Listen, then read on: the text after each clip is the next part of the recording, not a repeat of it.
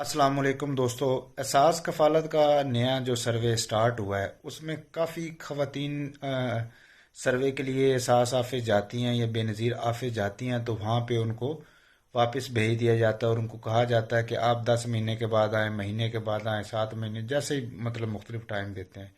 तो वो ख़वातीन परेशान हो जाती हैं कि भाई हमारे साथ ख़वातीन गई थी तो उनका तो हो गया लेकिन हमें टाइम दे दिया गया है, तो इसकी क्या रीज़न है। तो मैं इसकी आपको ये वजह बताना चाहता हूँ कि जो एहसास कफ़ालत का जो सर्वे है, जो जितनी भी औरतें नाअहल हैं या वो जांच पड़ताल में है, तो वो उनका जब तक 2 साल पूरा पीरियड मुकम्मल नहीं होगा उनका नया सर्वे स्टार्ट नहीं होगा। जो डायनामिक सर्वे है मैं उसकी बात कर रहा हूँ। तो इसलिए फिर उनको वापस भेज दिया जाता है और उनको कहा जाता है कि जिस दिन सर्वे आपका 2 साल पूरे होंगे आप उस दिन आना।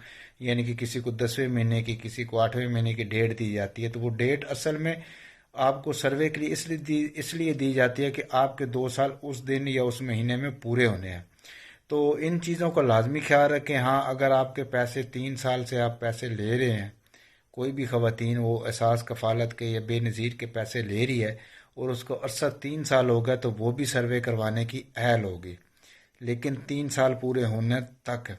तो ये चीज़ें हैं और उसके लिए जब भी सर्वे करवाने जाएं तो इन चीज़ों का आपने लाजमी ख्याल रखना है कि अगर आप पैसे ले रही हैं तो आपको 3 साल होने चाहिए। अगर आप पैसे नहीं ले रही, नाअहल हैं, ये जांच पड़ताल है आपकी, तो 2 साल हो गए हैं सर्वे को हुए, तो फिर आप दोबारा जाके सर्वे करवा सकते हैं। लेकिन आपको ये पता होना चाहिए कि हमारा सर्वे किस महीने के अंदर हुआ था, तब जाइए। अदरवाइज़ वहाँ पे रश होता है, अपने किराया लगता है और अपने पैसे ज़ाया होने से बचाएं। तो ये चीज़ें हैं जिनको आपने लाजमी आपका ख्याल रखना है ताकि आप किसी भी तकलीफ़ से बच सकें और रश से भी बच सकें। तो इसके अलावा जब भी सर्वे करवाने जाना है तो आपने इन चीज़ों का ख्याल रखना है कि आपके पास ओरिजिनल शनाख्ती कार्ड होना चाहिए, अपना, अपने शोहर का, अपने मोबाइल का नंबर होना चाहिए जो आपके नाम पे सिम होनी चाहिए, आपके बच्चों का बेफाम होना चाहिए। अगर ये सारा डाटा आपके पास मौजूद होना चाहिए और नादरा के अंदर सारी चीज़ें वेरीफाई होना चाहिए, तलाकनामा या बेवा वाला सारा चीज़ें होनी चाहिए।